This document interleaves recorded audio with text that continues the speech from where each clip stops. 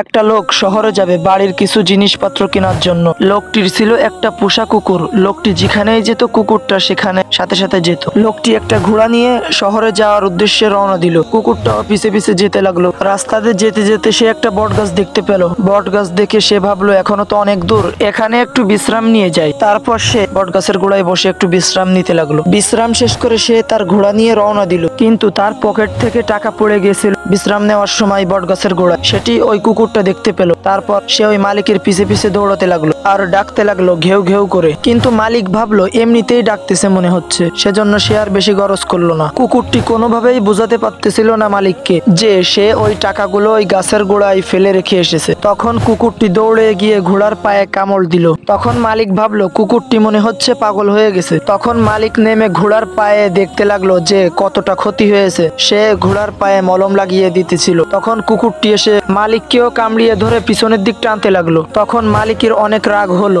মালিক দেখতে পেল রাস্তার পাশে একটা পাথর ফেলানো। সে ওই পাথরটি উঠিয়ে কুকুরের গায়ে অনেক জোরে একটা আঘাত করলো। তারপর সে ঘোড়ায় উঠে শহরের দিকে যেতে লাগলো। আর কুকুরটা খোঁড়াতে খোঁড়াতে গিয়ে ওই বট গাছের গোড়ায় টাকাগুলো পাহারা দিতে লাগলো। এদিকে মালিক শহরে পৌঁছে গিয়েছিল। একটা দোকান থেকে মালিক অনেক জিনিসপত্র কিনলো। জিনিসপত্র কিনে যখন দোকানদারকে টাকা দেওয়ার জন্য পকেটে হাত ভরলো, তখন পকেটে এক টাকাও পেল না। তখন মালিক চিন্তায় পড়ে গেল যে টাকাগুলো কোথায় পড়ে গেল। দোকানদার মালিকের কাছে যখন টাকা চাইতে লাগলো, তখন মালিক বলল, ভাই আমার টাকা জানি কোথায় পড়ে গেছে। তখন দোকানদার রেগে গিয়ে বলল, আমার সাথে ইয়ারকি করছেন নাকি? তখন মালিক বলল, না ইয়ারকি না ভাই, আমার টাকা সত্যিই হারিয়ে গেছে। এটা বলে সে দোকান থেকে বেরিয়ে আসলো। দোকান থেকে বেরিয়ে এসে সে ভাবতে লাগলো টাকাগুলো কোথায় পড়েছে। তখন মালিকের ওই বট গাছের কথা মনে পড়লো যে এই বট গাছের নিচেই বসে সে বিশ্রাম নিয়েছিল। তখন সে ঘোড়ায় চড়ে ওই বট গাছের কাছে আসলো। এসে দেখতে পেল কুকুরটি ওই বট গাছের গোড়ায় টাকাগুলো কোলের ভিতর নিয়ে শোয়া। তখন সে বুঝতে পারলো কুকুরটি কেন ঘোড়ার পিছনে দৌড়তেছিল আর ডাকতেছিল, কেনই বা ঘোড়ার পায়ে কামড় দিয়েছিল,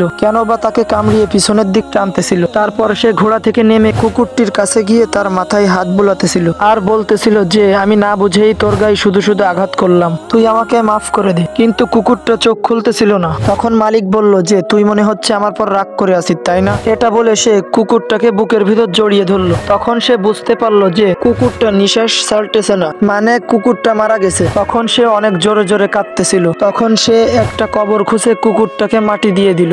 শখের জিনিস থাকতে কাছে করি না তাহার মূল্যায়ন, চলে গেলে তখন বুঝি আপন জিনিসের জন্য কষ্ট লাগে কেমন।